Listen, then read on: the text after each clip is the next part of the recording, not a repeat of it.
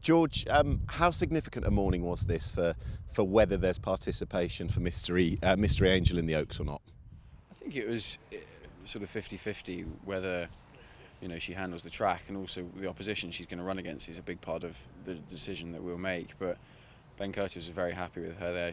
I know it's very, very soft out there today, and she handles it as she did it too. But I think the main thing is she's a very well balanced filly, and her best performance has been at Newmarket, where you have to handle the dips and come down and up and down again, and she did it nicely there. Was that Ben's first sit on her since the Musadora? And if so, what was his assessment of getting back on her?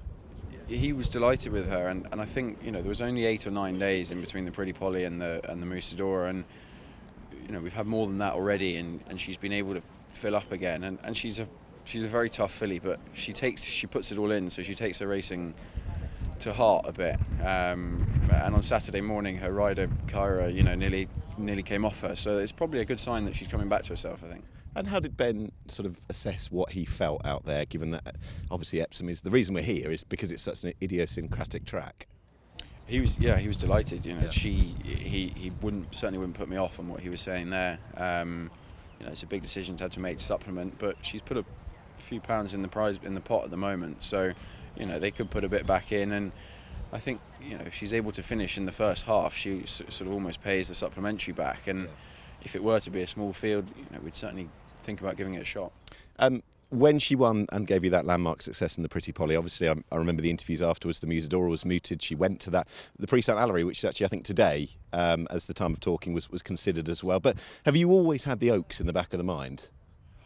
I think it'd be unfair to say we have. No, she's by Cody Bear out of a Dark Angel mare, and I always thought she'd be a miler, and we tried her at Newmarket over 1.25 miles at 2, and she did stay, and I think Shaman Foley rode her that day and said she'll get 1.5 miles at 3, and it was the first time that we were like, okay, well, maybe we'll have to think about it, and there's obviously a long conversation you have what entries you're going to give over the winter, and it's probably me that said no to the Oaks, but yeah, it's been in the back of the mind, but it's more in the forefront now.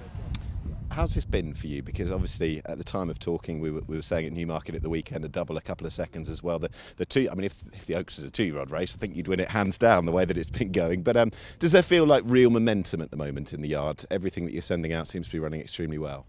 Yeah, I think so. Everyone at home, it's a bit of a cliche thing to say, but they do work incredibly hard, day and night for the operation to work, and they're very healthy horses, and they're running to form, which is the main thing. We always thought that we had a nice crop of horses this year, and looking on Racing Admin, the handicappers, they're increasing, and the 2-year-olds haven't got marks yet, but they look like a pretty above average bunch anyway. Are you further down the line in a way than you thought you might be, even considering classic runners in this 2021, given the stage that you're at in your training career?